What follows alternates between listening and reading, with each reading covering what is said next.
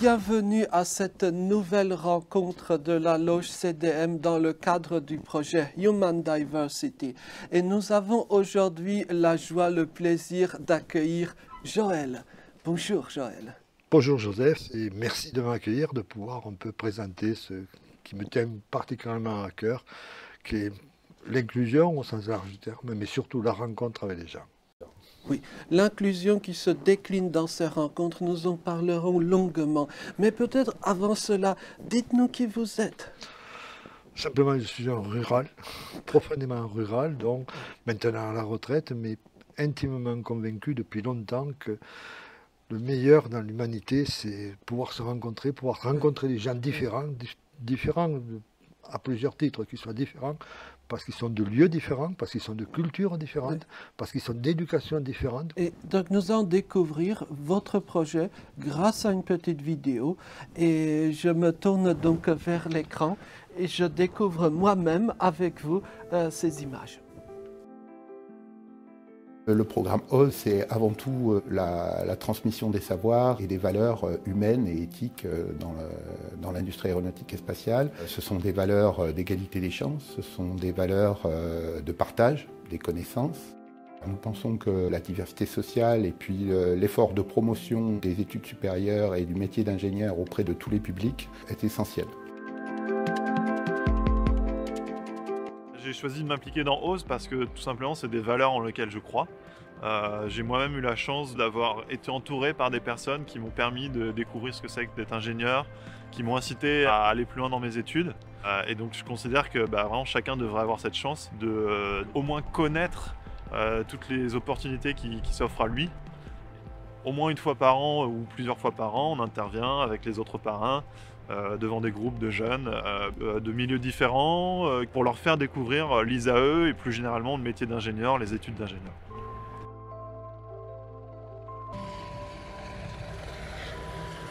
Devenir marraine de OZ, c'est venu assez naturellement et surtout, moi ça me fait hyper plaisir de voir des jeunes à qui on peut transmettre un peu de motivation, de sa passion, et de toute manière la passion dans l'aéronautique, ça marche que comme ça marche parce que à un moment quelqu'un a donné envie, en l'occurrence moi ça a été le cas. Ce que je fais en tant que parrain, c'est surtout essayer de parler aux jeunes, de leur dire que rien n'est impossible, qu'il faut se lancer, que si les gens ne les accompagnent pas autour d'eux, nous on essaie de les accompagner ou de leur montrer des exemples, des chemins, des voies, de les aiguiller, de les encourager. Pour moi, c'est vraiment une des choses les plus importantes. Quand je suis arrivée à Super Héros et que j'ai découvert OZ l'ISAE Super Héros, le message de partage et d'égalité des chances était hyper fort pour moi parce que j'aurais aimé avoir ces informations-là quand j'étais au collège. J'aurais aimé savoir qu'il y avait des gens qui venaient de mon collège qui avaient réussi. Alors le rôle de parrain, il est très simple en fait, c'est-à-dire que je prends énormément de plaisir à échanger avec les jeunes, à faire prendre conscience à ces jeunes qu'ils ont un accès potentiel à des études, à des métiers qui ne sont pas forcément de leur milieu social ou qui ne sont pas accessibles à tout le monde. Ce que j'essaye de faire, c'est vraiment de témoigner, de dire moi j'étais à Georges Sand et maintenant je finis ma thèse en planétologie, j'accomplirai mon rêve de toute petite. Et de dire qu'il ne faut pas avoir peur de rêver et d'oser.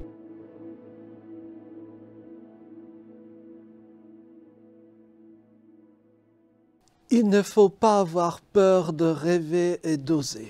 Voilà les derniers mots du film. Ça résume tout, parce que tout le monde peut, à condition de se donner les moyens. Et votre vie a été pleine de ces rencontres. J'ai eu la chance de rencontrer des gens même plus anciens que moi, mes grands-parents, surtout mon grand-père qui a été, Joseph aussi, qui a été très perturbant pour moi parce qu'il m'a obligé à aller à la rencontre à la rencontre de gens comme des gars qui allaient sur le chemin de Saint-Jacques, comprendre pourquoi ils se positionnaient comme ça. Puis après, j'ai aussi beaucoup rencontré de gens, que ce soit instituteurs, curés, maires ou autres, qui m'ont aidé à être ce que je suis aujourd'hui, pouvoir réaliser mes rêves. Et d'ailleurs, vous m'avez dit que ces rencontres organisées par votre grand-père étaient faites exprès, pour vous faire rencontrer des gens très différents et pour vous déstabiliser. Un jour, sur le chemin de Saint-Jacques, mon grand-père qui a invité à la table dominicale, justement le père de Rennes, et avec mon frère qui avait 1 an de plus que moi, il nous a obligés à tenir la conversation pendant 2 heures. Donc quelqu'un qui était particulier, c'était les années 59, c'était un hippie pratiquement, bien avant l'âge. Il sentait mauvais, il ne s'était pas lavé depuis 8 jours, il allait faire les chemins de Saint-Jacques sans être chrétien ou autre, plein de questionnements. Et en fait, d'ailleurs, le pèlerinage de Saint-Jacques, c'était une question de cheminement, de rencontre au bord du chemin. Ouais, un cheminement de rencontre, un cheminement personnel aussi. J'ai fait les chemins de Saint-Jacques après, je me suis aperçu que par rapport à moi, un retour sur moi-même un peu, savoir ce que je faisais, ce que je valais, qui m'ont amené à prendre des grandes décisions dans ma vie. J'ai eu cette chance-là de vivre dans ce milieu favorable à la rencontre. Voilà. Que ce soit lui, Joseph, que ce soit le curé du village, le maire du village, mes parents, tout ça, qui ont été extrêmement ouverts. Et bon, aujourd'hui, je suis là. Oui, et ce monde villageois de naguère était beaucoup plus propice aux rencontres. On y reviendra sans doute en détail. Mais donc, les rencontres que vous avez eues pendant vos jeunes années, aujourd'hui, vous essayez de les recréer. J'ai eu la chance, après, dans ma vie active, de travailler dans une grande école d'ingénieurs. On m'a donné l'opportunité d'aider des jeunes, d'aller à la rencontre des jeunes et d'aider des jeunes surtout, alors issus de milieux défavorisés. Alors quand on parle défavorisés, c'est un peu gênant, mais le terme défavorisé, moi, c'est surtout le terme différent. Des gamins qui n'ont pas pu ou qui n'ont pas eu la chance d'avoir comme moi des gens qui les encadraient, qui leur dirent voilà, vous pouvez faire ça, vous pouvez réaliser ça, le rêve il est là, à vous de vous démener pour y arriver. Donc voilà, on m'a donné les moyens, on m'a permis de faire ça. Donc voilà, maintenant, c'est accompagner plein de gens. Des gens issus de la ruralité, des gens issus de milieux défavorisés, des gens issus de familles monoparentales où on a des problèmes financiers, mais aussi des gens de milieux aisés, parce que quand on a des parents qui sont extrêmement pris par leur boulot, par l'encadrement, ils ne peuvent pas s'occuper à fond des enfants, ils sont un peu laissés pour compte. Il y a aussi ce qu'on appelle les gens, le monde handicapé, qu'ils soient autistes, qu'ils soient autres. Tout ça, ce sont des gens qui sont différents de nous, comme le rural que je suis. On est différent du citadin. Et donc, c'est de les amener, leur dire, voilà, tout est permis. Vous pourrez réaliser vos rêves à une condition, de vouloir, de se donner les moyens. On va essayer de les accompagner jusqu'à la réalisation de ces rêves. Je pense que pour chaque individu jeune, il y a un moyen d'arriver quelque part. Le moyen n'est pas le même, ton circuit, ton chemin, la porte ne sera pas la même que la mienne, pas plus que celles qui sont à côté du copain ou autre. Simplement, ça dépendra de nous, ça dépendra du rêve, ça dépendra de toutes ces choses-là. Et si on s'en donne les moyens, on y arrive. Oui. Et quelqu'un dans le film disait qu'être parrain, c'est avoir beaucoup de plaisir. Justement, cette dimension-là, cette motivation-là par le plaisir d'être avec. D'être avec, mais aussi de voir les gamins réussir. Oui. De voir les gamins, d'avoir des yeux qui scintillent. Oui. Simplement et dire, oui, moi je peux. Moi je peux. J'ai le souvenir d'un gamin qu'on a fait monter avec Thomas Pesquet, justement, au mur d'escalade. Oui. Il a pleuré en redescendant, parce qu'il aurait pu y arriver, parce qu'à deux, on avait pu faire beaucoup plus de choses qu'on ne peut faire à deux. On l'a monté en haut, il est redescendu, il a dit « je peux réaliser ce que je veux ». Oui, à condition que tu veuilles, lui a répondu Thomas. On peut encore faire scintiller les yeux des enfants aujourd'hui, en 2021, bientôt 2022. Je pensais que c'était un monde révolu, que les yeux des enfants qui scintillent. Non, non. D'ailleurs, la semaine prochaine, l'année prochaine, je serai dans mon petit village du Gers, tranquillement, dans une école primaire, où je vais leur parler de Mars ce matin, et l'après-midi, je vais faire des fusées à eau. Je vais envoyer des fusées à eau, simplement. Et je suis certain que lundi, je vais avoir des yeux qui vont s'éclairer. C'est pas de souci. Et lundi soir, je vais bien dormir. Et donc, il y a une relève pour Thomas. Une nouvelle génération peut-être. Le projet se sert de la structure de l'école d'ingénieurs, se sert d'une centaine d'élèves étudiants qui sont là à titre bénévole et qui toutes les semaines vont faire donner des cours de maths, de physique, de philosophie, de n'importe quoi, simplement à des jeunes pour les encadrer. Donc ça va les aider aussi dans leur avenir, ça. C'est ce qui est extraordinaire. Parce que nous sommes un peu dans un monde extraordinairement administratif, extrêmement, je dirais, technicien, quoi, au sens négatif du terme.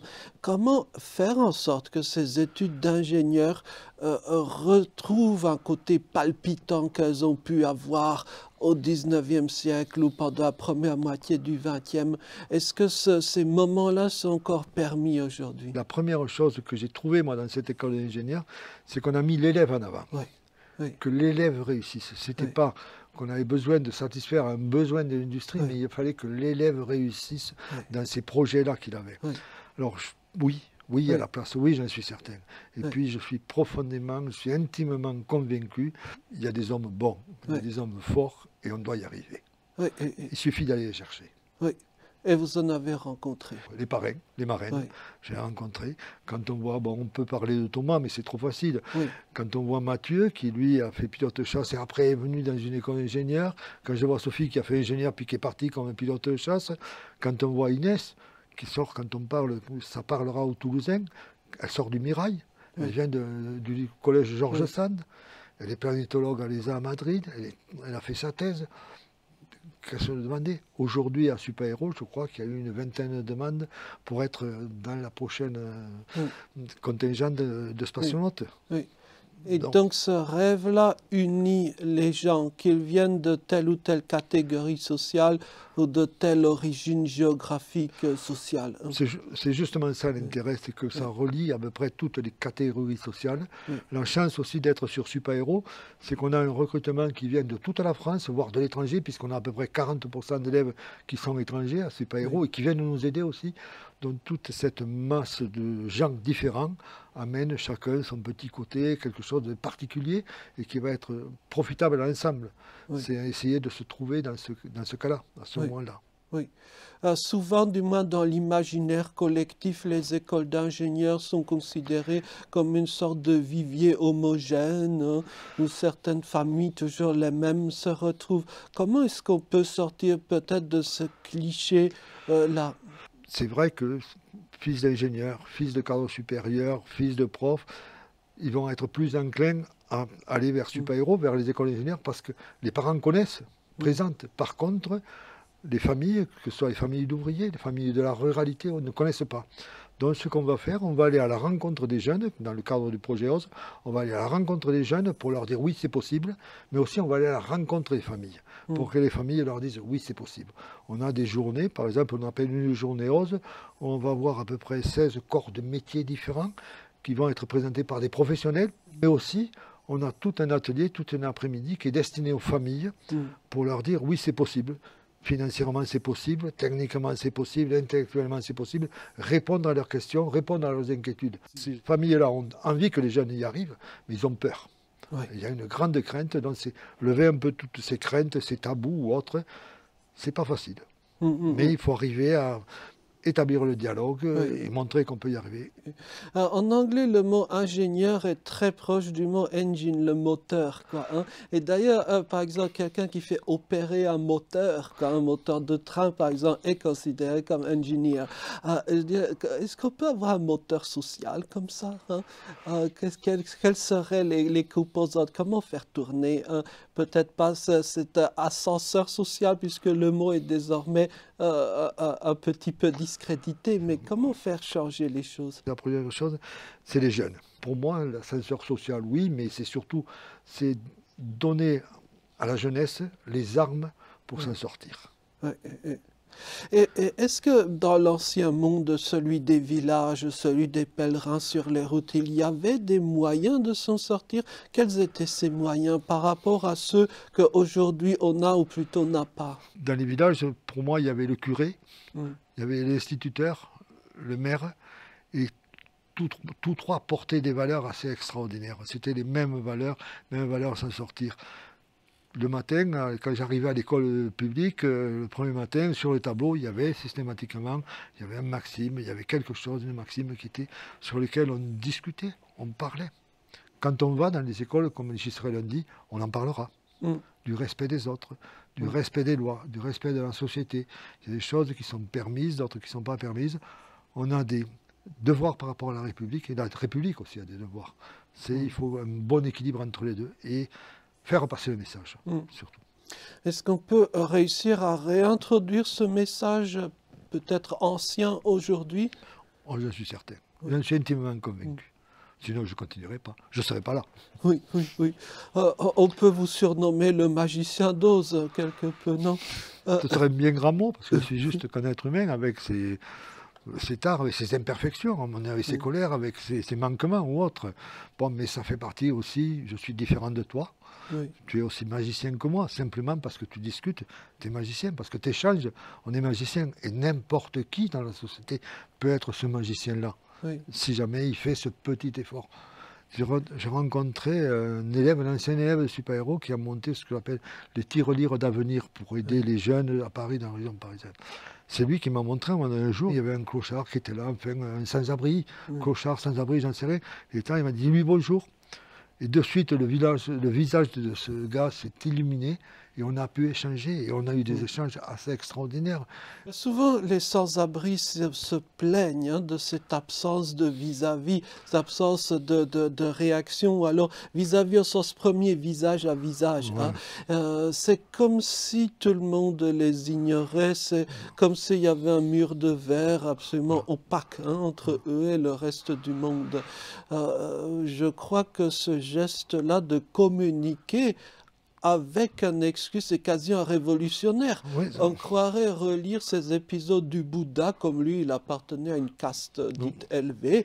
Ses parents lui avaient appris de surtout ne jamais communiquer, surtout pas toucher, intouchable, d'où le terme d'ailleurs. Et lui, il commence un peu sa vie d'adulte justement en touchant un intouchable. Donc ce geste-là, aujourd'hui, il reste tout aussi révolutionnaire. Même si on ne veut pas lui parler, le bonjour, le sourire, faire quelque chose, faire un geste, faire une chose. Simplement, c'est révolutionnaire et c'est assez extraordinaire. C'est révolutionnaire surtout pour soi-même, pour nous-mêmes, parce qu'on ne sait pas qui c'est qui est en face. Apprendre à connaître l'autre. Mais justement, cette découverte-là n'a quasiment pas été entamée. Le tabou reste aussi puissant que peut-être il y a 2 millénaires et demi en arrière. Ouais, le tabou reste puissant, mais je pense que malgré tout, j'ai une grande confiance en l'homme. Je m'aperçois, donc en regardant la loge CDM, en regardant toutes les associations, il y a beaucoup de monde, beaucoup d'associations, beaucoup de gens bénévoles qui travaillent autour de ça, de rapprochement des humains entre eux, de ces sans-abri, des gens différents, des gens de couleurs différentes, des étrangers ou autres. Quand on voit la réaction qu'on peut avoir aujourd'hui, on a les problèmes avec l'Afghanistan, ces réfugiés potentiels d'Afghanistan. Quand on voit la discussion qui s'opère autour, de temps en temps, c'est assez irréaliste, c'est assez surprenant, inquiétant parfois. Mais par contre, je sais qu'il y a des gens qui sont sincères, qui sont prêts à s'ouvrir, à accueillir, à accepter. En tout cas, on peut voir le bon côté des choses, c'est qu'il est humainement possible d'avoir une société où celui qui arrive, qui n'était pas là hier, qui arrive aujourd'hui, est accepté. Je suis intimement convaincu que celui qui va arriver va énormément gagner et celui qui va recevoir va gagner encore plus. Parce que ce n'est pas normal qu'il y en ait un qui ne puisse pas avoir ce chemin, qui ne puisse pas faire ça, qui ne puisse pas accomplir, qui ne puisse pas aller là. Pourquoi Pourquoi Ces interdits-là. Est-ce que notre société accepte encore cette révolte? Je suis là. Pour moi, je suis intimement convaincu qu'une des réponses pour tout, pour la paix, pour les gens ou autres, c'est justement pouvoir se rencontrer, pouvoir favoriser cette rencontre. Et si je travaille dans OSE, si j'essaie de travailler un peu, apporter quelque chose à la CDM, c'est ça. Rencontrer les autres. J'ai la chance d'aller souvent dans des collèges, lycées, des établissements parfois difficiles, enfin jugés difficiles, où des jeunes sont plus proches, dirions-nous, de la drogue que d'Emmanuel Kant, bon, c'est une façon de parler. Et ce qui m'a toujours frappé, c'est que souvent, quand on amène les thématiques humaines, du handicap par exemple, les hiérarchies scolaires s'inversent. C'est celui qui était jugé le cancre absolu, celui qui était jugé fichu, c'est lui qui s'intéresse le plus, qui pose les meilleures questions et qui parfois dit ensuite « ça y est, je sais ce que je veux faire plus tard ».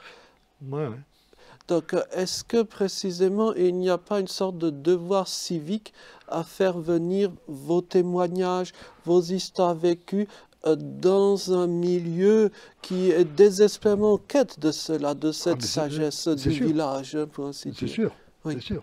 Moi, je suis intimement convaincu que dans les endroits où il y a des difficultés, on peut y aller par l'éducation, en allant à l'école. Ce ne sera pas un travail de un jour, ce sera quelque chose de longue haleine où il va falloir amener tout simplement discuter. Mais je suis certain qu'on pourra y arriver. Je suis certain que si on amène les jeunes, si on va voir les jeunes, on arrivera à quelque chose. Maintenant, si on laisse faire, si on n'y va pas. Oui, oui.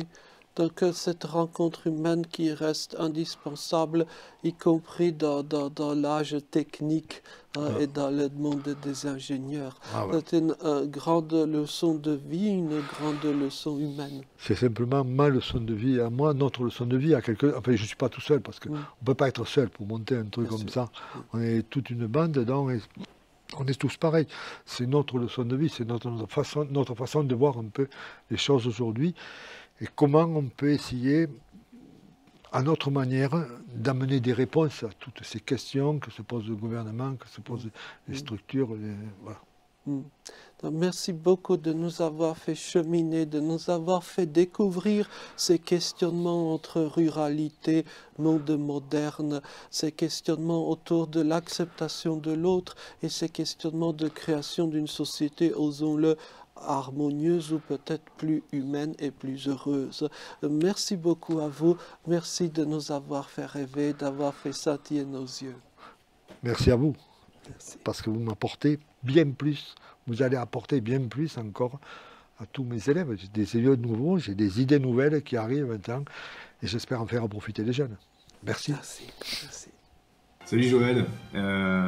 Écoute, je prends ma plus belle plume virtuelle, j'ai mis mon plus beau sweat pour te dire toute mon amitié et puis mon admiration en fait. Admiration pour la manière dont tu traverses la vie de manière extraordinairement positive quand c'est tellement facile d'être négatif. Mon admiration pour ton ouverture aux autres en permanence et puis ta bienveillance. Je crois que j'ai jamais rencontré d'autres personnes comme toi et pourtant j'ai rencontré beaucoup de gens un peu partout dans le monde. Ce qu'on aime en toi, c'est tes valeurs qui sont ancrées aussi profond que tes racines. Tu fais partie des gens qui te font du bien quand tu les côtoies et ça c'est extrêmement précieux. Pour ça, on te remercie tous du fond du cœur et on t'embrasse. Alors très bon vent Joël et à très bientôt.